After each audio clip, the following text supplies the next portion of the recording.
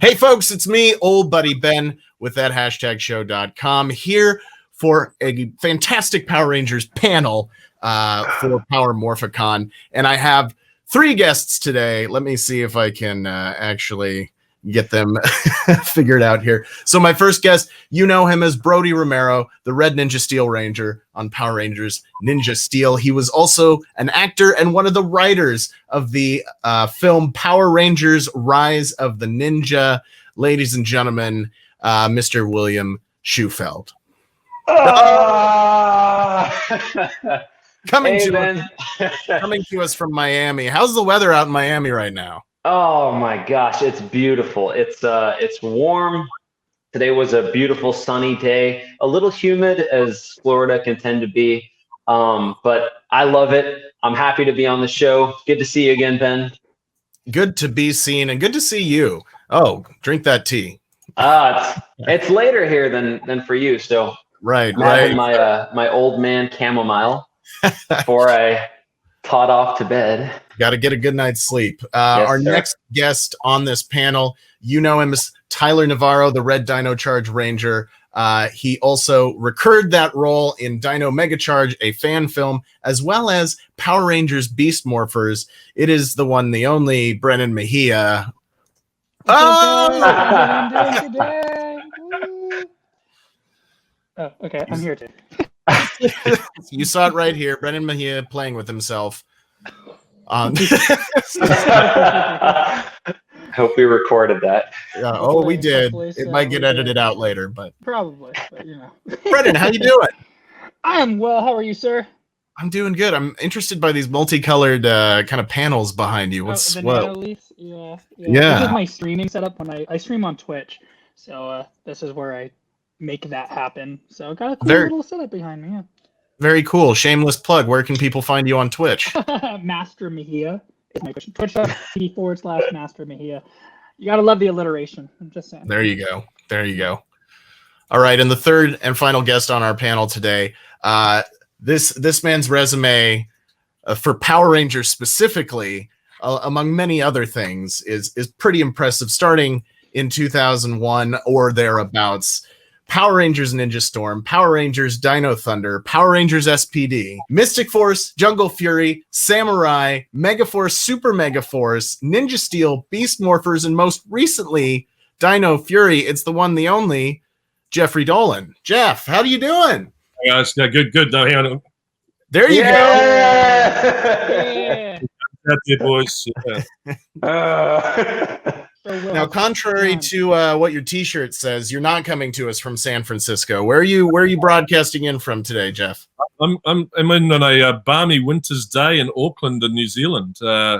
It's beautiful weather. There's like a light, warm breeze blowing, and my washing is hanging on the line as we speak.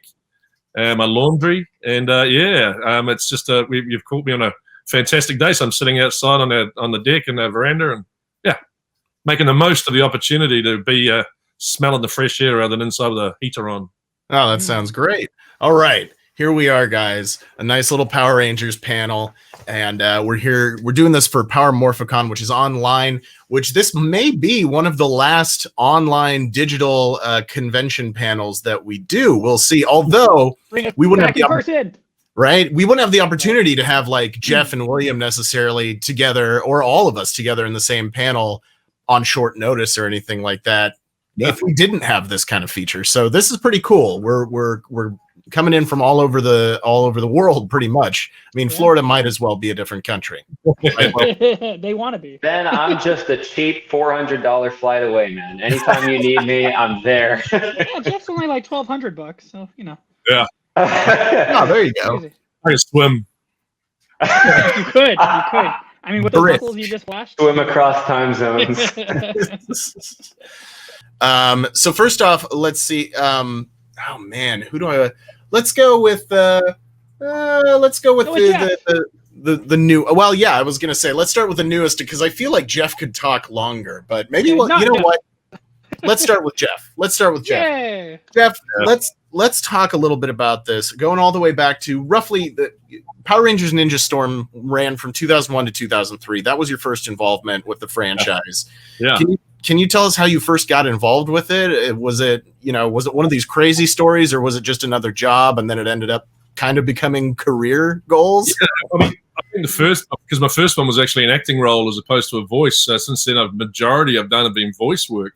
But this one was actually an acting role, and I was in a couple of episodes as the official at a game park, theme park, and kind of looking after everyone and moving people around. And then there must have been a big ninja battle in the middle of the park, and I got run down by the marauding hordes who were trying to escape what was going on with Power Rangers and whatever monster was in town at the time.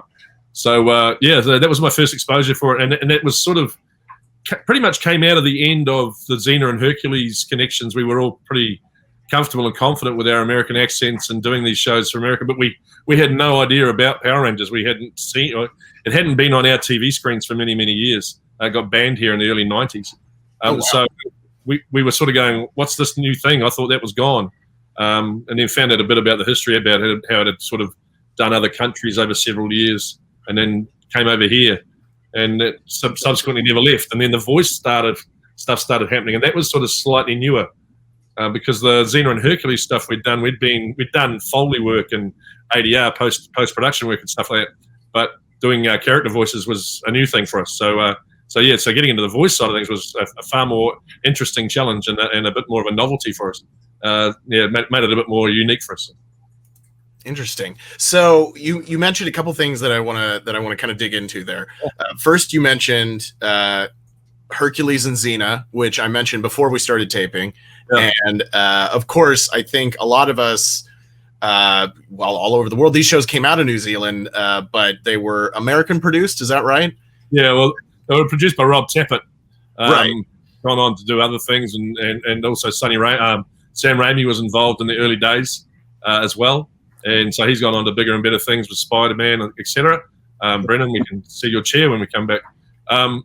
But they were predominantly cast, with the majority of the roles was cast as Kiwis, and New Zealanders. Kiwi is our nickname for ourselves for New Zealand.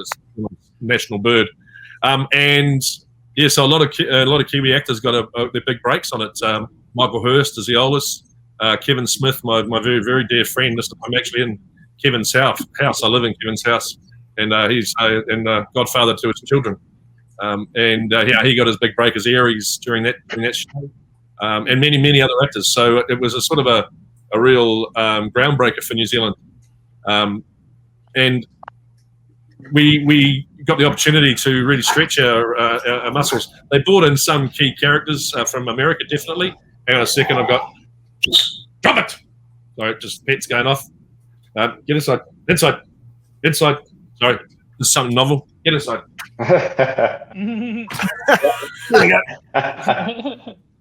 So they can growl inside.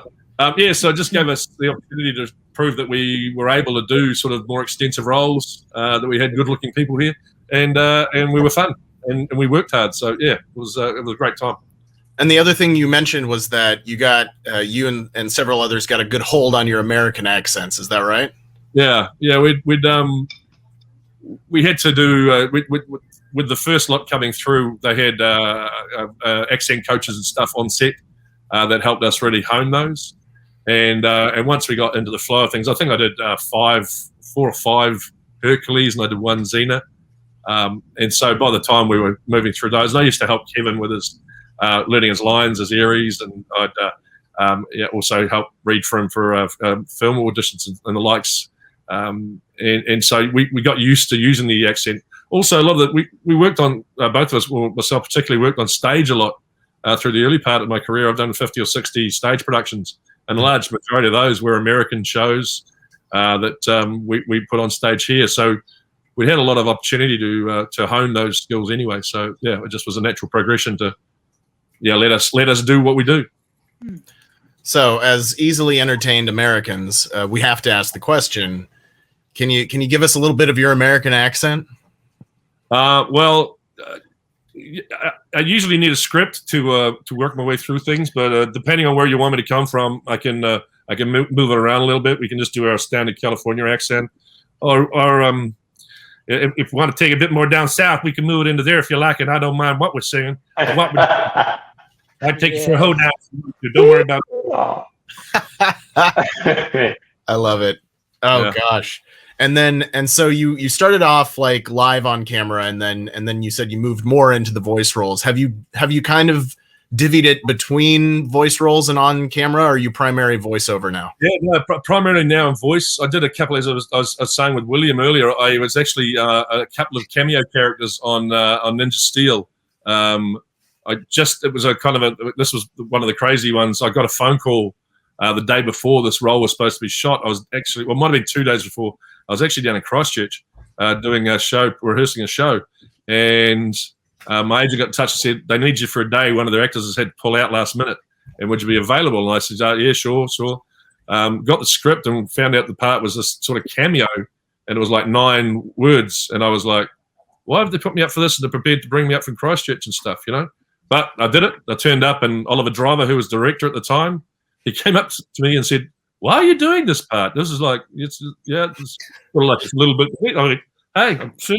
It's work, mate. And he said, I've got a couple more of these cameo appearances coming up. He says, I might try and just feed you into those. And I went, that'll be great. And so that's what happened. I had about 3 of these cameo roles that weren't necessarily speaking roles, but they were good fun. And one of the American producers came up to me and said, we're just going to keep using on these when we can because we really like what you do with it. So it's like, oh, well, I like that. And it's something fun to do for a day. So there we go.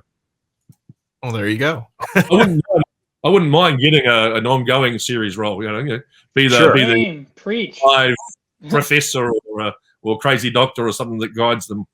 A bit of a live Gosei character, as I was in one of the episodes, or one of the series.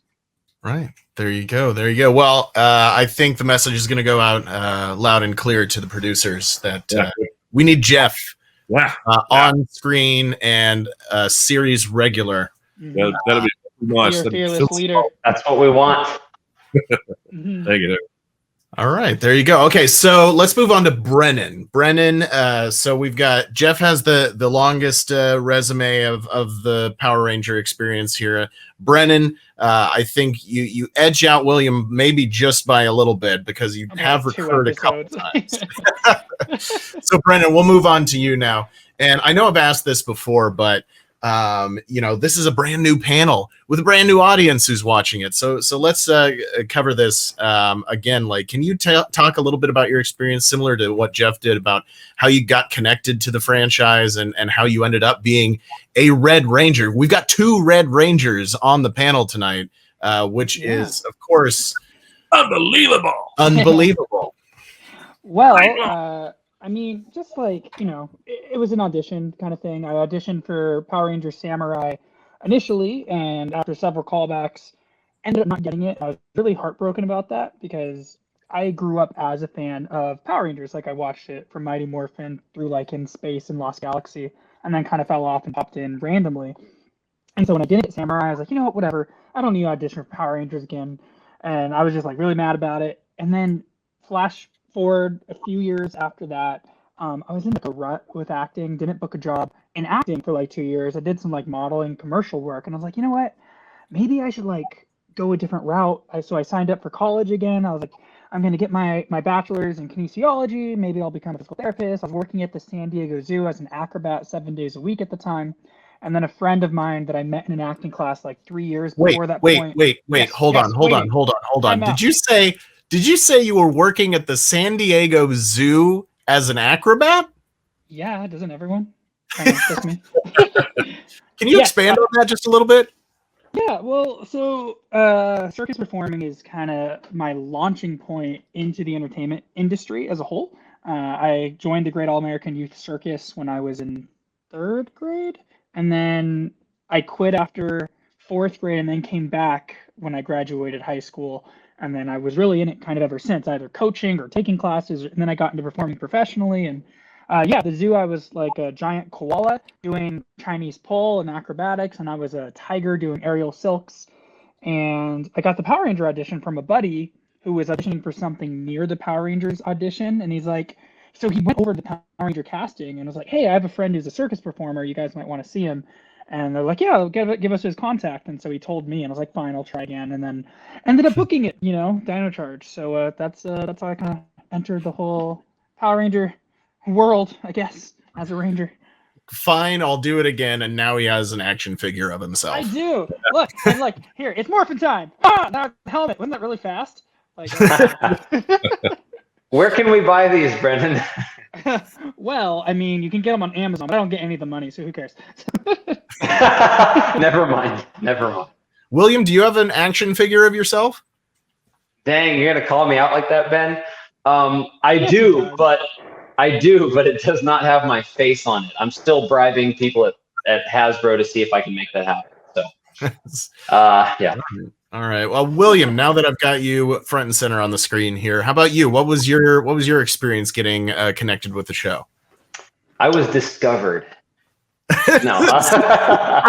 I want to find a red car on a street corner. I just showed up to Hollywood and things happened. No, so my experience, this all started rather late in life for me. Not super late. I was about 20 in college and towards the tail end of an economics degree, and I really wanted to try acting, and not just try it, like I actually wanted to like go all out with it. So yeah, that year, my final year of college, I just did everything in my power to book a major role. That was my goal. If I booked a major role on something, on a TV show, then I would be set. I wouldn't have to go work corporate or whatever. That was my my big prison break day. So that's what I worked towards that whole year, going to tons of auditions. And I had a martial arts background from when I was 5 to 13. I did Shotokan karate. And I also had like a very athletic background. I did a lot of track and field, a lot of weight training, a lot of calisthenics, things like that. So luckily that skill set sort of helped groom me a little bit for the Power Ranger audition. And yeah, the audition came along luckily early in the year. It was about March or April. And after quite a few rounds of auditioning, I got into that final stage, and I was blessed and lucky enough to book that role of the Red Ranger. And yeah, from there, that's where things started moving forward. So that's how it happened. Now, William, you were studying at UC San Diego, right? I was, and I would visit Brennan at the zoo every so often. For me, when I had to go to the audition, I did. Like, can you be I played the tiger. Yeah. It was good times. You didn't know who I was at the time. I didn't. He'd usually say again, Mr. Faults or something. I remember going to shake his hand. I'm like, "Oh, you're the Red Ranger from Dino Charge," and he said, "Out of my way, kid." Yeah. So that was my introduction. True. Out of my way. That's how I met Brennan. And I told him he's out of my state, and now I live in Florida. So. Yeah. And then at the audition, I said I'm best friends with this guy named Brennan, and they're like, "Oh, then you're probably perfect for the role." You actually said you were my brother, I think. You wrote my last name down. Yeah. I did. Passed a few dollar bills. Sorry, Ben. This is quickly going off the rails. Where were we? It's all good. See, but this is banter. This is the kind of banter we like for these things. Cheeky banter. Boring. Well, then on day 5, we filmed the monster scene, and we started with Brennan playing with himself, and now we're here talking about role playing action figure. Not the that role playing's even worse. Let's not. Brennan's playing with his dolls. Action figures. You're just jealous. You don't. Okay. I am jealous. I am jealous. That's not a secret. I want one of those so bad. One of your action figures, by the way. When I was in Dubai a few years ago now, about 2015, I think it was, and I saw a meter-high Red Ranger in a toy shop there. It was literally one yard. You guys do yards. It was about a yard high. A really doll I'd ever seen. Expensive, exclusive toy store in the middle of a Dubai mall. And I was like, wow. Yeah. So none of your little thing like this. This was unbelievable. Yeah. I was looking for a Gosei mask, but they didn't have any. So, so just a quick anecdote. So as I was going through this audition process for Power Rangers, right? And just think about like this hungry kid who badly wants this to happen. I'm doing everything in my mind and like praying every day and working as hard as I possibly can. And I started to like look for little signs, right? I'm like, I wonder if this is going to happen or not. One of those signs was I was filming this independent feature. We go to film a scene near this toy store. There's a massive, massive statue of this Red Ranger. This thing is like 6 feet tall. That was one of those things where I was like, okay, I feel like this is this is here for a reason. And there was another day when I was in LA, and I'm walking around this rose garden, and this is like 3 days before I'm about to get the call, and I keep thinking New Zealand, New Zealand, New Zealand. I really want to go to New Zealand. And I look at this rose garden in LA, and I guess the whole rose garden was dedicated to New Zealand. So it's like weird things like that you kind of like start to think, I think this is going to happen. Yeah, and then it happened. So thank God. Thank God. What Ranger was the statue? Do you remember? I'm pretty sure it was Mighty Morphin. Like the Red Ranger, or just? Yeah, Mighty Morphin Red Ranger. Nice. Yeah. That's a good sign. There you go. It was. Now, you guys have touched on this. Jeff was mentioning, he was in Dubai and he sees this Power Ranger statue that's an exclusive. This is a worldwide phenomenon. And even though it was apparently banned in New Zealand in the 90s, it came back on here last year. Really? Yeah. We I quite often talk about it with other interviews I've done. They say, can you tell us about this and this? We go, we can't tell you anything because we don't actually get to see it, and we only get to see the script lines that we're saying in a sound booth. So we don't actually have a concept of the whole storyline of even an episode, let alone the whole series that we're involved in. Wow. So I only accidentally tripped over it while I was channel surfing out of town last year, and it was like, wow, it's on here. So but that was the first I've seen it, and it'll be close to 20 years. Yeah, it was early 90s. It got canned here. Oh, the kids were going to school and apparently fighting kung fu, and they blamed Power Rangers for it. So Oh no. Oh man. Well, nonetheless, it is a worldwide phenomenon. People recognize these characters all over the world.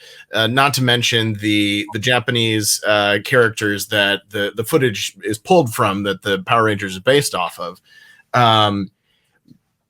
And Power Rangers itself has been around since I think 1993 as a franchise. So can you talk a little bit about what it means to you? And Jeff, let's start with you. Can you talk a little bit about what it means to you? I know you don't have as much direct experience with it because you can't really watch it, but to be a part of this worldwide phenomenon that people like, I'm in my 30s. I grew up on this. I was 9 years old when the first one came out in America. So can you talk about what it means to be part of that? Yeah, it's a really unusual experience, actually, Ben, because we because of our unawareness of the show, we were really unaware of the impact it was having. And it wasn't until COVID came and the likes of you and other fan sites got in touch to want to talk that we started to realize the impact of it. And we were just sitting there going, really? We had no concept of it. We knew there was conventions and the likes that went on back in the day for Xena and Hercules, and then the Lord of the Rings thing happened, and they had theirs. But we had no idea about the extent of even the fan conventions just exclusively for Power Rangers. So to find out that there is this massive following of it is quite humbling. And I mean, we've never seen, other than Dubai, that's the only merchandise I've ever seen. We've never seen the cards. We've never seen the dolls.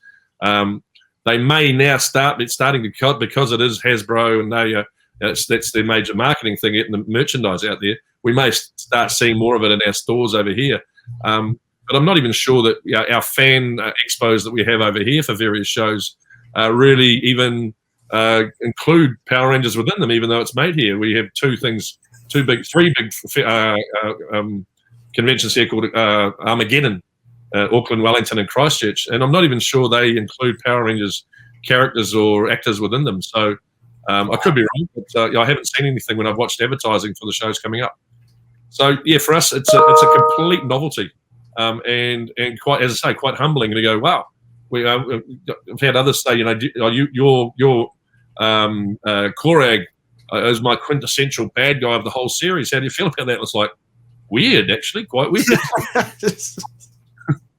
Oh wow, Brennan, same question. What is it like to be part of such a worldwide franchise, and the Red Ranger nonetheless? Yeah, in the beginning it was really kind of nerve-wracking, just because I knew how much Power Rangers impacted me growing up. So I was like really hoping, you know, before the first season or episode came out, I was like, man, I really hope they like it. I hope it's good, you know, because like we can't control all the elements of like the writing and like the editing and where the story goes. We can just basically play with the cards we're dealt. And so like I remember one of the scenes in the very first episode, how it was directed. I actually didn't like it. It was like a scene between me and the Pink Ranger, and I was like to the director at the time, I was like, hey, do you mind if I do this a little more emotional, because I feel like it should be like a deep meaning thing? And he wouldn't let me. He was like, no, you're a Power Ranger, you know, you're always like super positive and peppy and like everything's always good. And I really didn't agree with him. I was like, okay, fine, whatever. Because he wouldn't let me do one take the way I wanted. And I remember Haim Saban watched the pilot episode, and the only note, he's like, I really like it. Yeah, the actors are great. But in that first episode, the scene between the pink and the red, I wish it was more emotional. I was like, that's what I said. Like, that bothered me. So, yeah, sometimes you got to stick to your guns. And at the time, like, I had worked on other stuff, but never as the lead. So I didn't stick to my guns as much as I should have. So going forward, there's a time like, is this the hill you want to die on? And I should have died on episode 1. But yeah, basically, I don't know. Like, it has been well received for the most part from fans that I've heard from, so just super stoked to be a part of it. It's not like every day I wake up and look in the mirror, it's like, hey Brennan, you're a Red Ranger, good job. It's, you know, you forget until you go to a convention or something, and then all of a sudden they're like, dude, you inspired me so much from this episode and that, and I follow you on YouTube now because of your fitness advice or whatever. So like they came to me because of Power Rangers, but they stay with me because of me, which is like really humbling and really cool. That's awesome. William, same question. Yes. Red Same Ranger question. as well. So, Yeah. What was the question in particular? Was how did it impact me, or yeah, what does it mean to you to be your part of such a character? worldwide recognized franchise? Okay, I'll answer that, and then I'll also answer Brennan's question right after that. What does it feel like to be part of such a globally recognized franchise? It's honestly, it's one of those things that it never fully sinks in. I think that humans are so good at getting acclimated to crazy circumstances that this was one of them for me.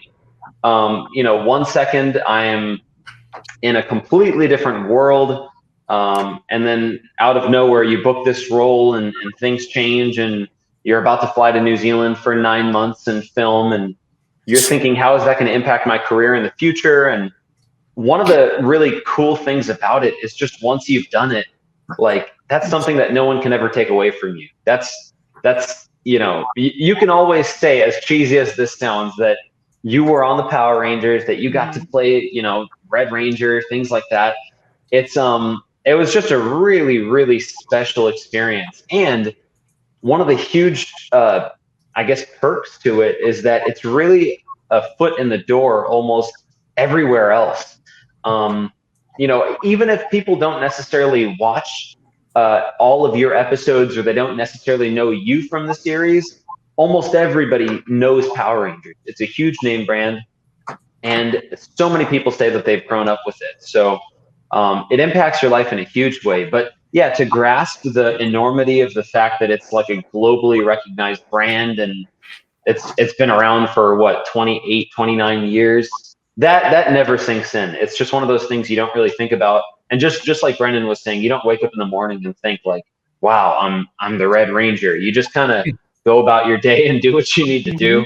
And then Brennan, to the even more interesting question, how has Brennan inspired me in my role as the Red Ranger?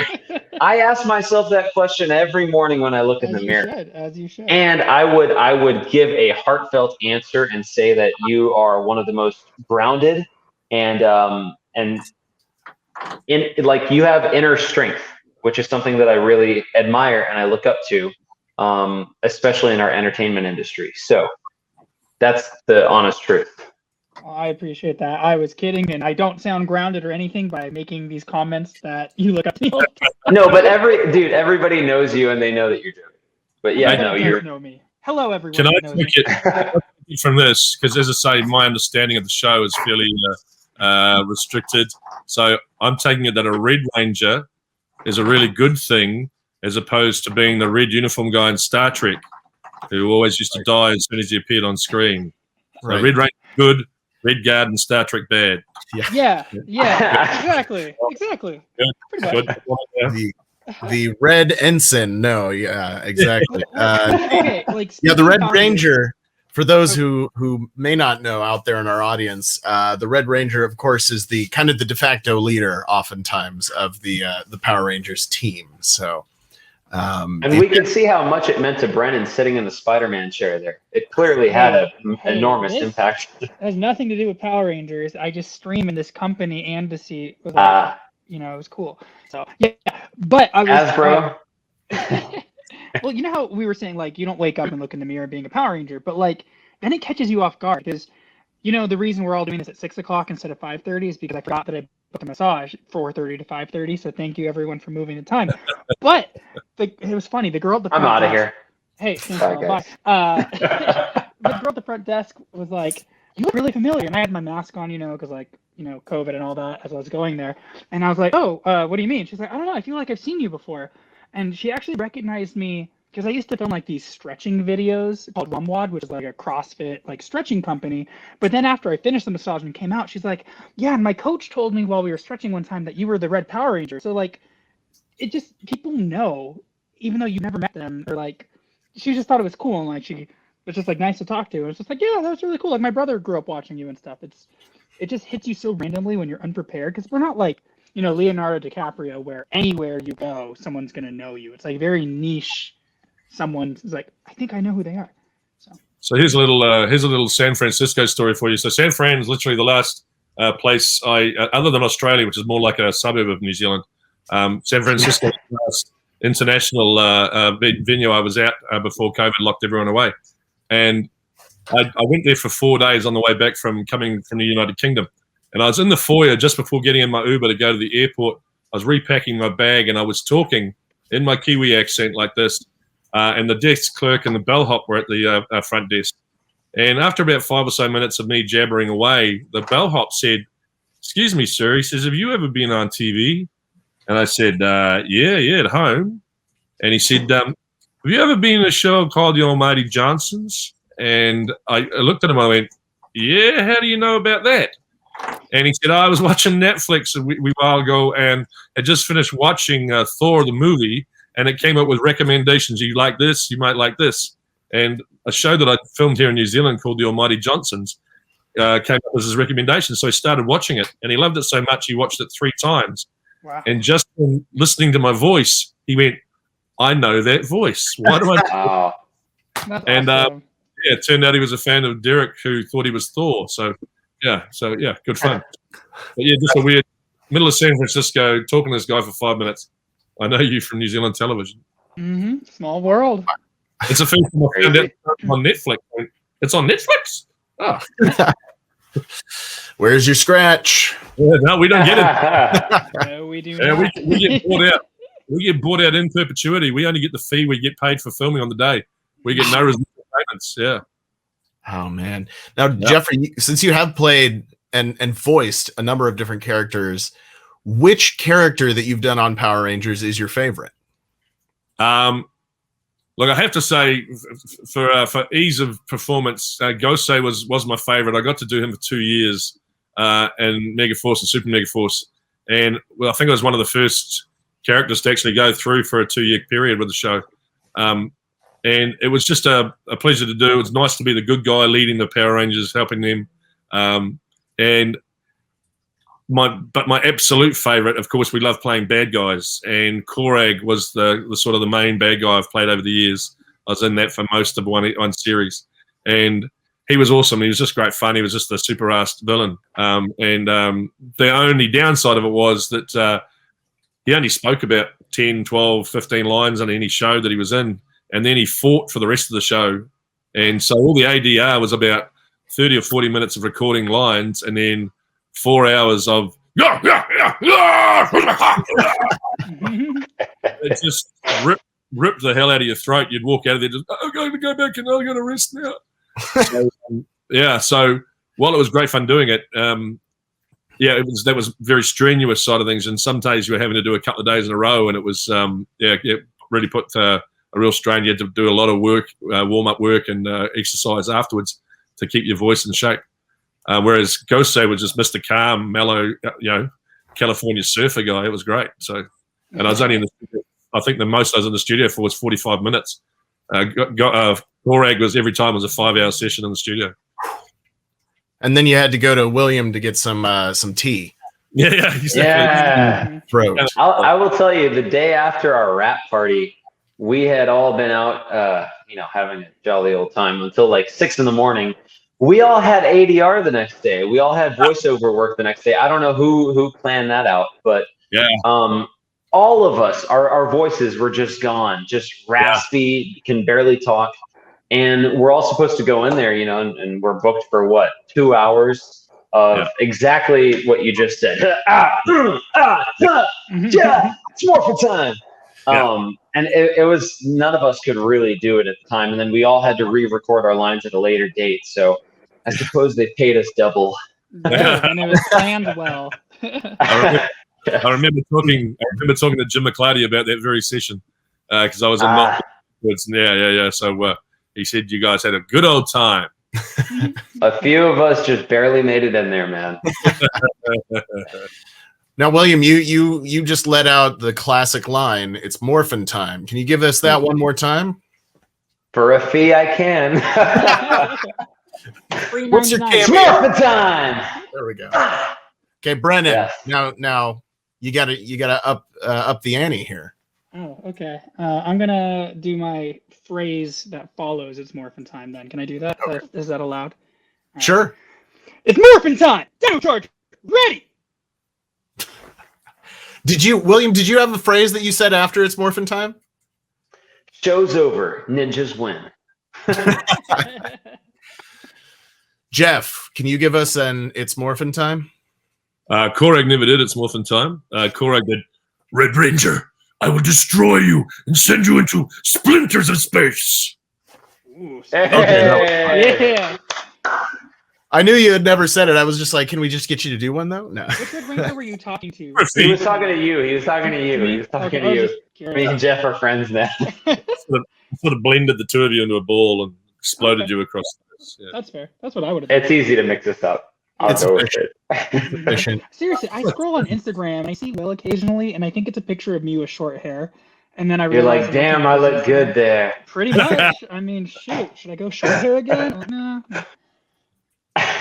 Are we now leading up to like a Dino Charge, Ninja Steel, Red Ranger team up buddy action comedy? Maybe some buddy cop film with me and Brennan. I'm down. It'll be like twins, but I have to be Arnold.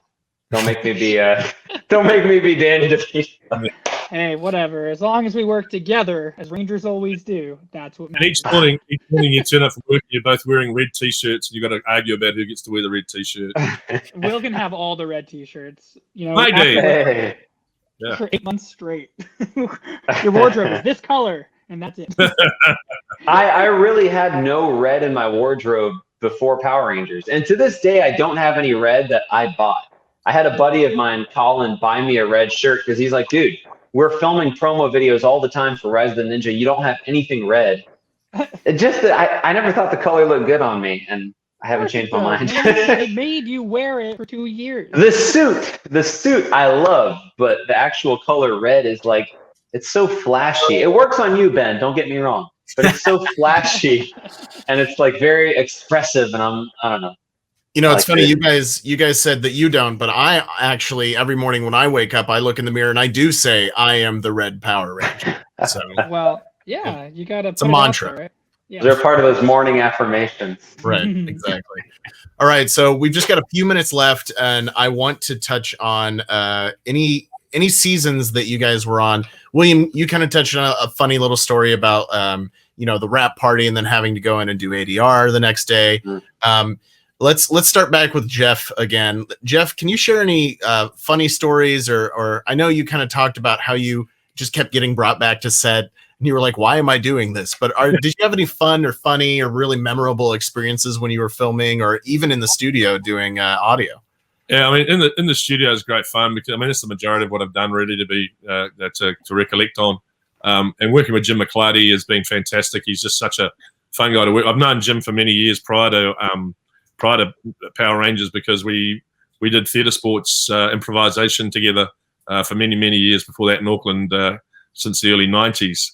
And so I know Jim and Laurie Dungy, who now runs the sound studio.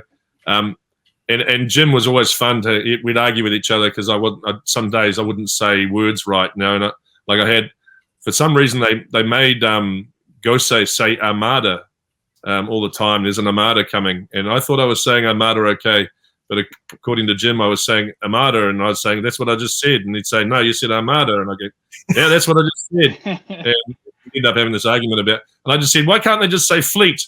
And he said but yeah. But I also have this. I may require some counselling in the future because, especially with Koragg, I used to get all this fan mail for Koragg, which was unreal. But it was I really want to send out big love and aroha, as it's known here, almost like aloha.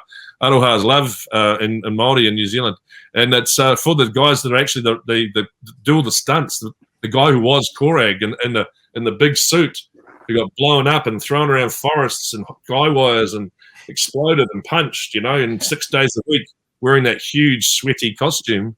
And I got to turn up in a studio sort of once every 1 week or 2 weeks in my flip flops and shorts and a tank top and become Koragg and do the session for 5 hours. And then for some reason, I was credited as being Koragg and got the fan mail, and this poor bugger out in the middle of the forest got no recognition. Oh no! I sense some guilt about my fame being misplaced.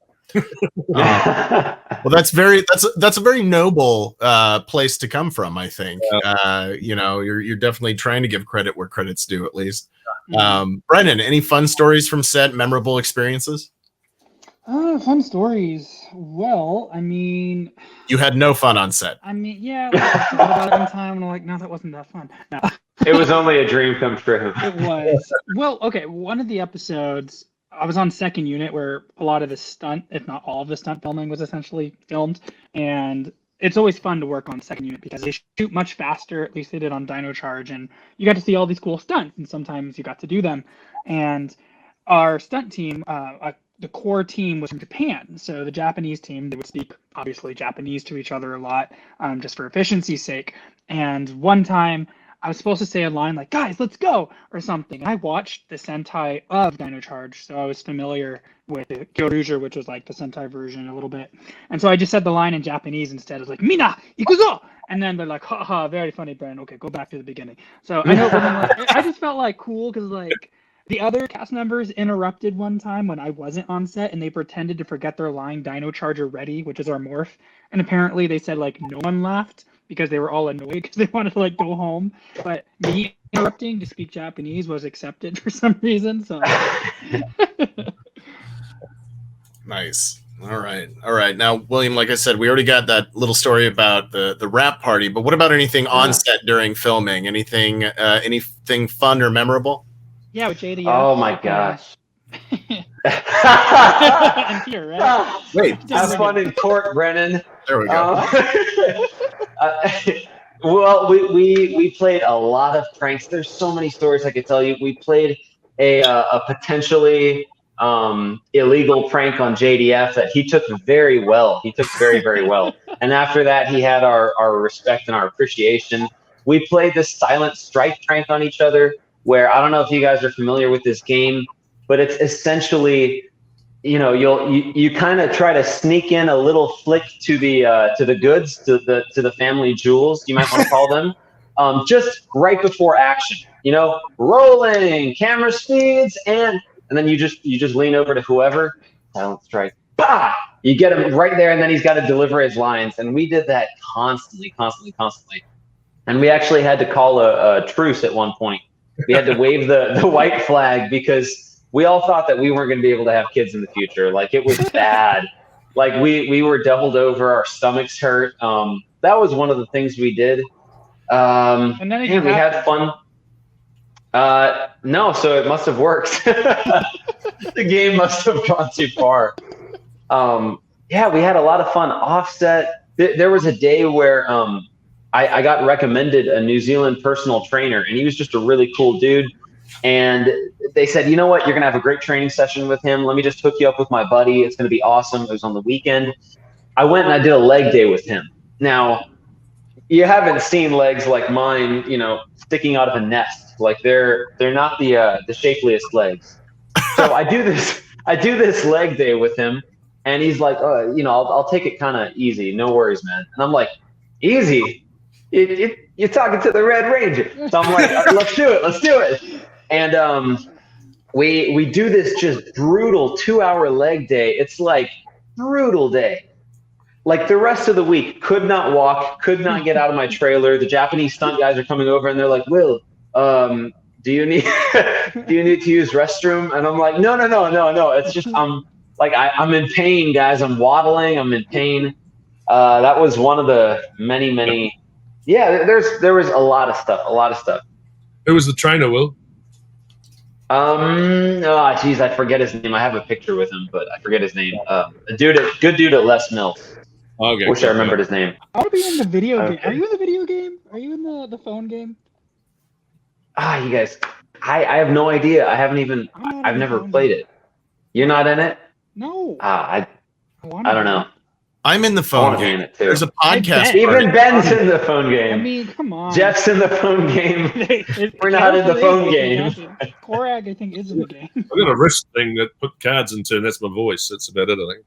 No. That's actually pretty cool. Yeah. That's pretty cool. That was the first job I did as Gosei, because it was actually someone else was supposed to be Gosei, and he got offside with the producer, so they fired him. And I got this last minute. Yeah, I had auditioned for it, and I got this last minute call going, "Are you available still?" I went, "Yeah." And they said, "Can you be tomorrow?" I went, "Yeah." And yeah. I had to say all these, like I was there for a couple of hours saying red, yellow, green, whatever colors we had, Ranger, insert, card. So then, depending on what way they put the card in, these words combined are the right thing. So yeah. All right, guys. Well, we are at the end of our time for this panel, and thank you so much for being with me today. I'm going to go through, and I'm going to start with Jeff. Jeff, if people want to know what you're up to, where can they find you? Are you on social media? Do you do any of that kind of stuff? Little bit, yeah. So I've got a fan page on Facebook, old person social media. I've got a little page on Instagram and stuff and Twitter, but I'm not hugely active on those things. So yeah, it's just sort of the fan page is there. My friend Alan Devonport's running that for me, and so do little bits and pieces there. But yeah, overall, I think on there I've got photographs and stuff that you can order or sign or whatever and send to you. But yeah, no, overall, I'm pretty low key on it. I'm sort of looking forward to you guys returning to a bit more normal. I've had my 2 vaccinations, so I'm feeling a bit more comfortable about getting out and about in the world now. So I'm looking forward to the convention organizer getting in touch and going, "We want you to come over and go to the Fed." So yeah, if that happens, that'd be great. Come on down to Southern California. We're lousy with conventions out here. So I'll take it. I'll be live social media. I'll come and and Jeff, do you have anything that's coming up that you're working on, or just dropped on Netflix actually, Sweet Tooth. So Sweet Tooth, yeah. Are you voicing it? Or what are you doing it? No, I had a character in episode 3, just a brief introduction of how they handle the sick, as it's called. So a short but dramatic appearance on episode 3. Are you the one that gets duct taped or whatever? Sorry, say again? Is there like tape involved with you in a chair? Yeah. I just watched that episode today. That's so weird. That's the glasses on. By the way. Yeah. That's very meta. Like literally, I watched that this morning, and then. All right. Okay. What the heck? Different sort of glasses, but yeah. Yeah. That's great. Sweet Tooth is huge, so that's great, Jeff. Yeah. Yeah, but I'm hoping he gets reincarnated as something. Otherwise, I'm gone from it now. So a lot of American production on down here. So because we have been shot it in New Zealand. We got the Lord of the Rings prequel thing going on. We got another Bebop Cowboy, which I think is now called the Jazz Band. Avatar down in Wellington. So there's quite a lot of big production happening. I've just done a very small part on a thing called Project X, which was another American production based in Texas. So that was So that's that'll be coming out soon. So, but they called it Project X because they didn't have a name for it yet. So Nice. Yeah. All right. Texas, New Zealand, pretty much the same thing. Yeah, completely. Exactly. I was surprised for the place they used. I went, yeah, that could fit. Yeah. Brennan, if people want to follow you, obviously you have a social media presence. You were talking about it earlier. Where can we find you on the interwebs? At Brennan Mejia on Instagram and Twitter, Brennan_official on TikTok that I only use sometimes when it went viral for iCarly, and then YouTube, Brennan Mejia. I also have a fitness channel that is connected to my main YouTube channel, and then Twitch, Master Mejia. So yeah. And you got anything coming up, or has the pandemic stolen things from you, like it has from many of us actors? Well, it definitely has, but yeah, I'm actually doing stunts on a very, very big project that I'm not allowed to talk about, but I would like to because I think you would like it personally. I can't until, yeah, but yes, kind of. So. Gotcha. All right, and William, where can people find you if they want to e-stock you? At William Shewfelt. Yes. I'm there on Christian Mingle. It's at William Shewfelt. Please give me a right swipe there. I'm waiting. Yeah, just Instagram, Twitter, YouTube, just William Shewfelt. And what do I have coming up? Right now, my focus is really on music. I just released a single a couple days ago. So yeah, that's really what I've been working on, releasing a lot of music. I do have a few projects I'm working on with Nerdbot Studios. We're doing the Power Rangers Rise of the Ninja fan series, which is on YouTube, the Solaris web series, which is also on YouTube, and those are the main ones. So that's what I'm up to. Nice. All right, everyone. And my name is Ben Kliewer. You can find me on Instagram and Twitter at BENKLIEWER. I'm doing stuff with the Con Guy, doing stuff with that hashtag show, and hopefully getting back into some comedy clubs and onto the big screen and the little screen here pretty soon. So looking forward to that as well. But Power Rangers and Gosei and 10,000 other characters. Geoffrey Dolan, thank you so much for being here. Brennan Mejia, thank you so much. William Shewfelt, thank you so much. You guys, this has been a blast. It's been a lot of fun. And catch us. Well, thank you for being here at Power Morphicon on our digital panel. And we'll see you in person at cons very soon. Morphin' time! Oh, you didn't say what we were doing. The camera. I just thought there's only one thing we could say. So.